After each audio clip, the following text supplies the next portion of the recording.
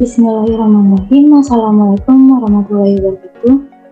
Yang kami hormati Bapak Dr. Zulkarnain PD selaku dosen pengampu mata kuliah teori hidup dan teman-teman yang kami banggakan. Di sini kami dari kelompok 10 kelas 4B akan menjelaskan mengenai grupoid, monogrup, dan monoid.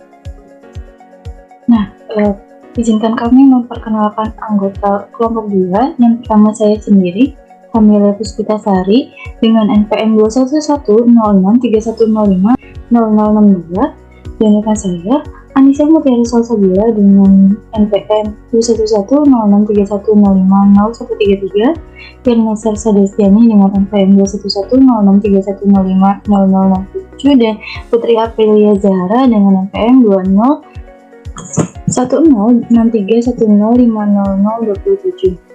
Saya Yerna Sadestiani akan membawakan materi mengenai grupoida. Nah, di sini ada definisi dari grupoida. Definisi ini tuh terdapat di dalam definisi 2.1. Misalkan, G itu bukan himpunan tak kosong dan operasi adalah operasi biner pada G. Maka himpunan G bersama-sama dengan operasi biner itu ditulis G, operasi biner adalah grupoida yang memiliki sifat ketertutupan. Untuk lebih jelasnya kita lihat di contoh soal. Nah, di sini untuk contohnya himpunan dengan operasi penjumlahan, di mana diketahui bahwa himpunan bilangan bulat Z itu bersifat trikotomi, yaitu bilangannya 0, bilangan bulat positif, dan bilangan bulat negatif, yang terdapat operasi biner penjumlahan. Nah, untuk penyelesaiannya, di mana A, B itu merupakan himpunan dari bilangan bulat, sehingga ketika A ditambahkan dengan B, itu akan tetap berada di bilangan bulat. Nah, kita ambil contoh, untuk A-nya itu 4, dan B-nya itu kita ambil contoh 2. Nah, di mana ketika ditambahkan, 4 ditambah 2 itu sama dengan 6, yang mana tetap berada di bilangan bulat. Sehingga untuk contoh ini merupakan sifat ketertutupan dan terdapat di dalam grupoida. Itu. Sekian penjelasan dari saya. Untuk penjelasan selanjutnya akan lanjutkan rekan saya. Terima kasih. Baik, saya Putri Aprilia Zahara, presentator kedua. Izinkan saya untuk menjelaskan mengenai semigroup.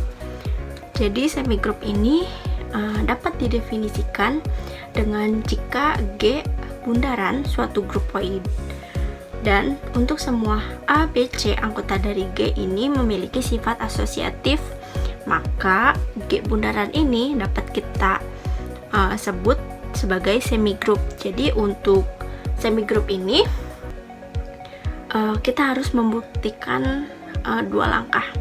Yang pertama, kita harus membuktikan G ini tuh tertutup atau tidak gitu. Dan yang kedua itu dia bersifat asosiatif atau tidak. Jika salah satunya tidak ada, maka tidak bisa dikatakan sebagai semigroup gitu ya.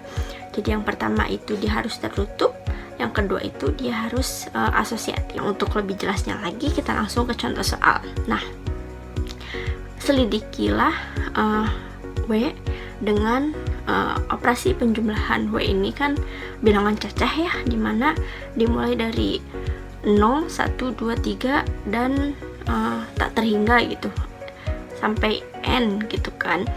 Makanya di sini W-nya itu, elemen W-nya itu 0, 1, 2, 3 titik-titik, karena ini sampai N, kita tidak tahu sampai berapanya gitu, jadi kita katakan sebagai N. Nah, yang pertama itu kita selidiki dia tertutup atau tidak, dia grupoida atau tidak gitu. Maka ambil sembarang A, B anggota dari W itu sendiri. Nah, dimana kita mengambil A-nya itu 3, B-nya itu 2, ya kan? Kita jumlahkan karena ini operasi penjumlahan, maka hasilnya 5. Nah, 5 ini dia termasuk ke dalam anggota W, anggota bilangan cacah, ya kan? Karena bilangan cacah itu sendiri dari 0 dan bilangan positif tak terhingga gitu kan. Maka untuk kasus yang pertama itu bersifat ketertutupan atau dia tertutup, maka dapat kita sebut sebagai grupoid.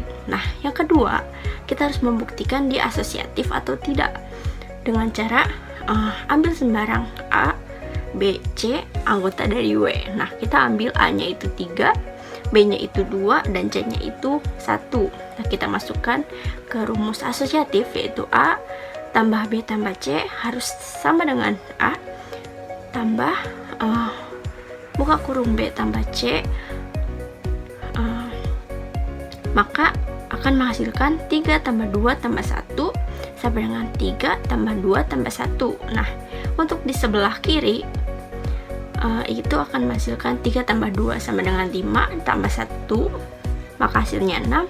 Untuk di sebelah kanan 3 ditambah 2 ditambah 1 itu 3, maka hasilnya juga 6. Jika hasilnya sama, maka ia bersifat asosiatif gitu kan. Nah, dengan begini kita telah menyelidiki kedua kasus ini. Yang pertama, kita membuktikan dia tertutup. Yang kedua, kita membuktikan dia asosiatif atau tidak. Jika keduanya terpenuhi atau terbukti, maka W dengan operasi penjumlahan ini dia termasuk semi group, seperti itu. Cukup sekian penjelasan dari saya. Semoga ilmu yang saya berikan bermanfaat untuk kalian yang menonton video ini. Terima kasih. Kita lanjut ke materi berikutnya. Ya, sebelumnya perkenalkan, nama saya Nisa Mutiara Salsabila. Di sini saya sebagai presentator ketiga akan menjelaskan mengenai materi monoid.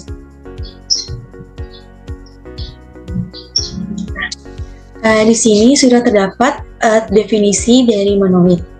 Nah, monoid ini merupakan suatu struktur aljabar dengan 3 operasi biner. Dikatakan monoid apabila suatu semigroup memiliki unsur satuan atau identitas. Nah, artinya jika G bintang ini merupakan semigroup, artinya bintang ini tertutup, lalu memiliki sifat asosiatif dan memiliki elemen identitas, yaitu terdapat E. Nah, E di sini ini merupakan elemen identitas di G. Sedemikian sehingga untuk anggota G berlaku A bintang E sama dengan E bintang A sama dengan A. Maka G bintang ini disebut monoid. Nah, jadi monoid ini merupakan semigroup yang memiliki elemen identitas. Mungkin untuk lebih lanjutnya bisa kita lihat di contoh soal berikut ini. Nah, di sini sudah terdapat contoh soal yang berisi soalnya himpunan bilangan bulat Z terdapat operasi biner perkalian. Nah, untuk penyelesaiannya itu terdapat kita harus membuktikan tiga kasus. Jadi yang pertama kita harus membuktikan bahwa bilangan bulat tersebut yaitu memiliki sifat tertutup, lalu memiliki sifat asosiatif, dan yang terakhir memiliki elemen identitas. Nah, untuk kasus yang pertama yang kita selidiki adalah bahwa dia itu tertutup atau tidak, gitu ya. Dan dia itu grupoida atau tidak. Nah, maka bisa kita ambil sebarang A, B anggota dari bilangan bulat itu sendiri, di mana kita ambil atau kita misalkan gitu, A-nya itu 4 dan B-nya itu 2. Lalu kita kalikan, karena ini merupakan operasi biner perkalian, maka bisa kita kalikan menjadi 4 dikalikan dengan 2, hasilnya 8. Nah, 8 ini dia itu termasuk ke dalam anggota Z atau bilangan bulat. Maka untuk kasus yang pertama, kita simpulkan terbukti memiliki sifat ketertutupan atau dia tertutup gitu, dan bisa kita sebut grupoid. Nah, untuk kasus yang kedua, kita harus membuktikan bahwa himpunan bilangan bulat ini memiliki sifat asosiatif atau tidak gitu. Nah, bisa kita ambil sebarang juga, A-nya itu 4 dan B-nya itu 2 serta C-nya itu 1. Lalu kita masukkan ke rumus asosiatif, yaitu rumus yang sudah tertera pada PPT, yaitu A dikalikan dengan B dikalikan dengan C sama dengan A dikalikan dengan B dikalikan dengan C. Maka akan menghasilkan 4 dikalikan 2 dengan dikalikan 1 menghasilkan 8. Lalu yang sebelah kanannya kita kalikan juga, 4 dikalikan dengan 2 dikalikan dengan 1 maka menghasilkan 8. Nah, jika hasilnya sama, maka dia merupakan asosiatif. Nah, bisa kita simpulkan bahwa himpunan bilangan bulat ini juga memiliki sifat asosiatif. Nah, untuk langkah selanjutnya atau kasus yang ketiga, yaitu kita membuktikan bahwa himpunan bilangan bulat ini memiliki unsur identitas atau elemen identitas gitu. Bisa kita misalkan juga langkahnya yang pertama, yaitu kita misalkan A-nya ini dengan 4 gitu. Nah, kita masukkan elemen identitas ini 1. Kenapa 1? Karena 1 ini merupakan anggota bilangan bulat gitu.